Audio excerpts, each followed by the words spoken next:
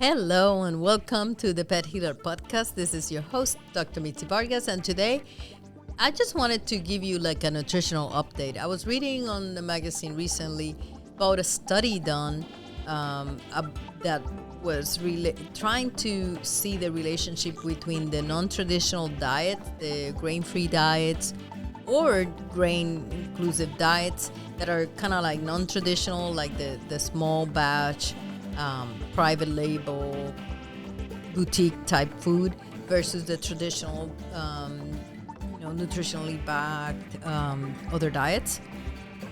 And there was this big study, and most studies, by the way, are retrospective studies when it comes to trying to find if there's a relationship between heart disease, dilated cardiomyopathy, where the walls of the heart thin out and the ventricles enlarge, and the diets. And so, of course, in 2018, we had a big alert, and I think I've done a couple of episodes on that, where the FDA called for a hold on selling or caution on the pet sector about grain-free diets, especially diets that contain peas or legumes, because there was something about that they thought was perhaps interfering with the absorption of taurine, even though the diets were analyzed in the laboratory and found to have sufficient taurine,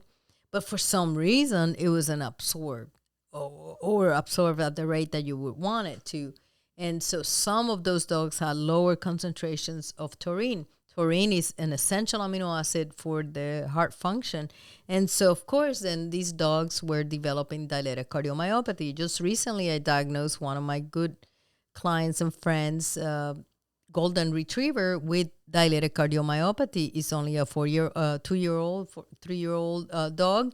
And he still had dilated cardiomyopathy, and he was on a grain-free diet. I switched her, and I started to do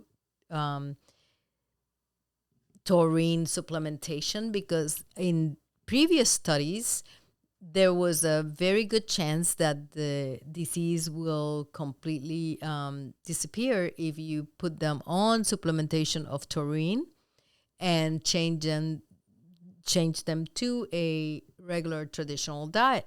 And so I did that for my patient just recently. She definitely improved on the stamina, and she's looked great. We need to follow up with an x-ray and echocardiogram, but I think we were very lucky that we were looking for a source of the cough, and then we did the x-rays, and then we found out. But some people are not that lucky, and they let this go for a long time, and some of the changes may not be as reversible. But one of the things is that we didn't know I read so many theories. One of them was that the lectins that are in the beans, like the peas and everything, was interfering with the absorption of the taurine. Some of them were outright low in taurine. And really nobody got a really conclusive results. So that's why there's been this gray area. Should we or should we not recommend grain-free diets? So I think that if your pet is in a high risk, like a boxer or a Cavalier, King Charles Cavalier, those are really high in problems with heart disease. And so I would not do those pets just by principle. I don't want to go looking for trouble. But even all of these pets in 2018 were not all purebred, and they're not the traditional breeds that you would associate with the dilated cardiomyopathy. And this is why the cardiologists raised the alarm, because they were seeing this over and over and over. Dogs that usually don't get this kind of heart problem, they were getting it. So I think that we have to know that if the diet has legumes like peas, or if it has potatoes and sweet potatoes, this last study looked at potatoes and sweet potatoes, and they said if it was in the top 10 ingredients, they saw some relationship with it.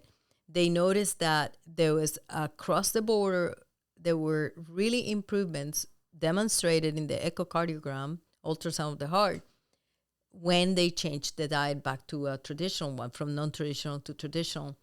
And they thought that subclinical abnormalities were seen, subclinical abnormalities were seen earlier if they were on a grain-free diet. So let's say it wasn't DCM, it was some dilated cardiomyopathy, but it's something else, but it shows up earlier in life, and they saw it. So that was the latest study.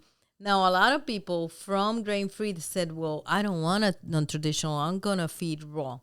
And I, again, look back in my episodes because I've talked about raw diets and the pros and cons. And sometimes it's a great thing to do if your pet is an athlete and is a young pet under 7 years of age and is a personality that would fire or metal. Those are the best personalities to eat raw. Or if they're battling cancer, that might be a good idea. But it depends on many things. But one of the newer studies that I saw about feeding raw is amazing because there is a link between the dogs that are fed raw in the same geographical area. There's a rise in antibiotic resistant infections. Yes, you heard that. This is big. This was a United Kingdom study, but I think it could be something that happens here in the States. So there's a lot of E. coli and other bacteria that are becoming extremely resistant to one antibiotic. So they noticed that when the dogs were fed raw meat, raw diets, they were shedding in their stool these super resistant bacteria. And of course, it goes in the ground, it goes in the waterways, it goes everywhere. So in that geographical area, there was a lot of cases of human health with bacteria-resistant UTIs and bacteria-resistant infections, and they were identified as like E. coli or some other bacteria that was identified. They could do the genetic lineage of that bacteria, know where it came from, and it is actually because of all the antibiotics that the livestock is fed, unfortunately. And that is the antimicrobial resistant bacteria in these dogs is causing a link to antimicrobial resistant infections in people. So not only do you have to be concerned about if your dog is Qi deficient, the raw diet might not be the best because you're actually taxing the Qi, the energy, the life force, but also was the human health consideration for your family, and not just even your family, the same area that you live in. You live in a near retired community, that might not be the best thing to do. So just some food for thought. I hope that you learned something today, and if you did, share it with a friend and hit the notification button so you can be on the lookout for the next episode. Until then, stay healthy.